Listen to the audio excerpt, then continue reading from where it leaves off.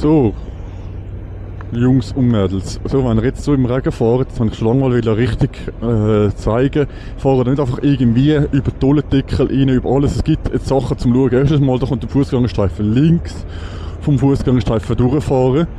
Wenn aber jetzt zum Beispiel der Fußgängerstreifen steht gerade ein Tollendeckel, dann fährt er natürlich nicht links durch, dass er direkt über den Tollendeckel fährt. Dann fährt er vielleicht rechts durch oder sind wir jetzt da immer Tollendeckel links vorbei.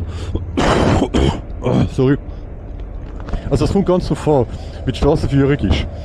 Wenn sie jetzt rechts, wenn sie jetzt, je nachdem wie die Strassenführung ist, wie es Fußgängerstreifen hat, wie es irgendwelche Flicken am Boden hat, je nachdem, gell, wie es aussieht, müsst ihr ein bisschen anders ausweichen. Jetzt könnt ihr da normal Pfeifen gerade drüber fahren, so, und immer ein bisschen drauf an.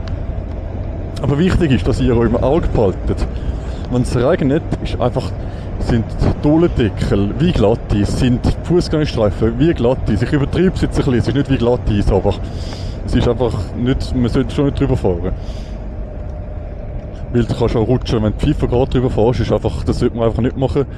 So Kurven, nicht vielleicht so fest in die Kurve gehen wie auch schon, wie bei gutem Wetter.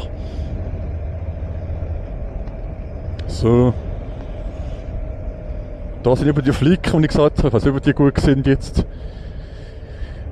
Und immer ein bisschen weiter schauen, weil die Leute sehen euch nicht so gut. Vielleicht, wenn es regnet, sind die Sichtverhältnisse nicht so gut. Vielleicht.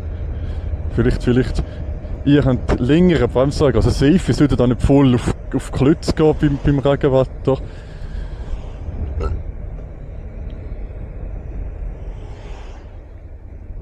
So.